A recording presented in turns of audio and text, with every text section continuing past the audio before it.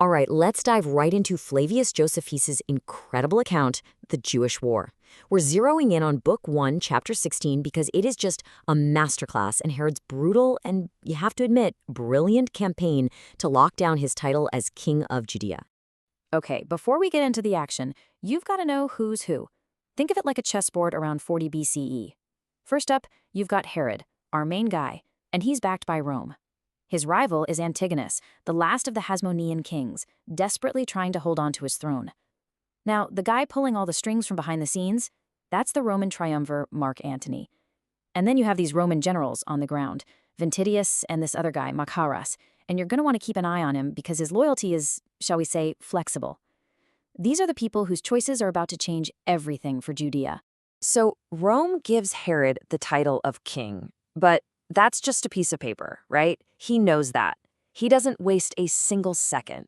His first moves are all about making that title a reality on the ground. And for him, that means speed and consolidation. And boy, does he move fast. First, he snatches up Idumea in the south. Then, a really smart personal move, he gets his family out of the fortress of Masada and moves them somewhere safer, to Samaria. Once they're secure, he pivots and heads straight north into Galilee, which is enemy territory. He marches his army through a massive snowstorm and takes the major city of Sepphoris. And get this, without even a fight. The garrison just fled. This really shows you his strategic mind. Secure your base, protect your family, then strike your enemy hard. But in Galilee, Herod runs into a totally different kind of problem. This isn't something you can solve with a standard army in an open field. He's not just fighting soldiers, he's fighting insurgents. Josephus calls them robbers, who are holed up in the most incredible natural fortress you can imagine. Josephus's description here really paints a picture. We're not talking about simple holes in the ground. These are dens set right into the face of sheer cliffs. The only way to get to them are these narrow, winding paths. And below, just a massive sheer drop. A frontal assault would be suicide. For any other commander, this would have been a complete stalemate. But Herod, he was anything but conventional. So what's his solution? It is honestly the stuff of military legend.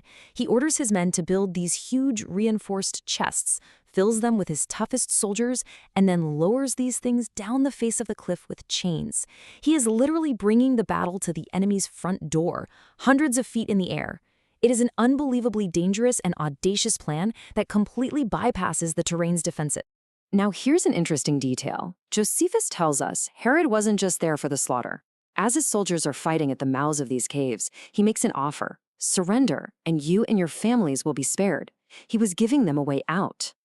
But this offer of mercy leads to one of the most chilling and tragic stories in the entire account, because not everyone in those caves saw surrender as an option. For one family, defiance was the only answer, no matter how horrifying the cost. Josephus tells us about this old man, a father of 7 sons. His wife and children are pleading with him to take Herod's offer so they can live. But instead, he makes a horrific choice.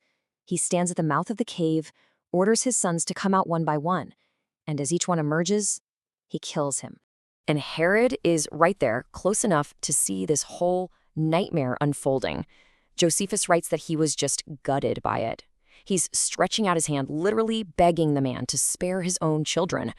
But the father just shouts insults back at Herod, kills his wife, throws all of their bodies over the cliff, and then jumps to his own death. It's just a brutal, brutal illustration of the fanatical resistance Herod was up against. So, with the caves subdued and Galilee more or less pacified, the conflict starts to shift. It becomes less a military problem and more of a political one. And now Herod has to play the dangerous game of Roman alliances, where loyalty is for sale and betrayal is always around the corner. And sure enough, the moment Herod leaves Galilee, the whole region just erupts again. Rebels rise up, kill the general he left in charge, and start tearing the country apart. Herod's response is immediate and overwhelming.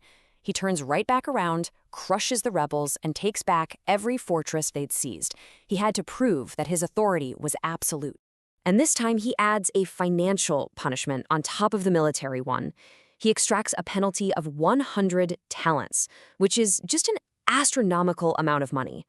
This wasn't just about restoring order. It was about making rebellion so incredibly expensive that nobody would even dare to try it again. So now that Roman general Machaerus re-enters the picture, Antigonus reaches out to him, complaining about Herod and promising him money for help. But Herod, always the pragmatist, just goes to Machaerus and offers him more money. It's a blunt transaction, but it works. For now. Herod even tries to give him some good advice, telling him not to try and spy on Antigonus. But Machaerus, well, he doesn't listen. And predictably, Antigonus sees right through this clumsy deception and treats Matras like an enemy. So Matras, humiliated and absolutely enraged, retreats and just goes on a rampage. He starts killing every Jew he can find, not caring if they're on Herod's side or Antigonus's. He just becomes this unhinged liability for everyone involved. Now, Herod is furious, but is way too smart to start a fight with a Roman general. Instead, he makes a brilliant political calculation. He decides to go right over Machaerus's head, straight to the man at the top, Mark Antony. He sees a perfect opportunity to prove his value not just as a local king, but as a vital Roman ally. He hears Antony is bogged down in a siege at the city of Samosata or the Euphrates River, so he marches his army there with all possible speed. And when he gets there, he dives right into the fight, distinguishing himself in battle and playing a key role in finally breaking the stalemate. You see what he's doing? He isn't showing up asking for help. He's a king providing it. And this gamble pays off spectacularly. Antony is immensely impressed. He already knew Herod was courageous, but seeing him display this kind of loyalty and military skill on a major Roman campaign, that solidifies everything. Antony heaps honors on him, and, as Josephus puts it, gives him more assured hopes that he should gain his kingdom. So there you have it. Through a combination of battlefield innovation, ruthless suppression, shrewd political maneuvering, and a brilliant final demonstration of his value to Rome, Herod cements his claim to power. Josephus paints this portrait of a leader who is incredibly complex, capable of both mercy and shocking brutality. And it leaves us with this lingering question. A kingdom that's forged in so much fire and blood, can it ever truly find peace?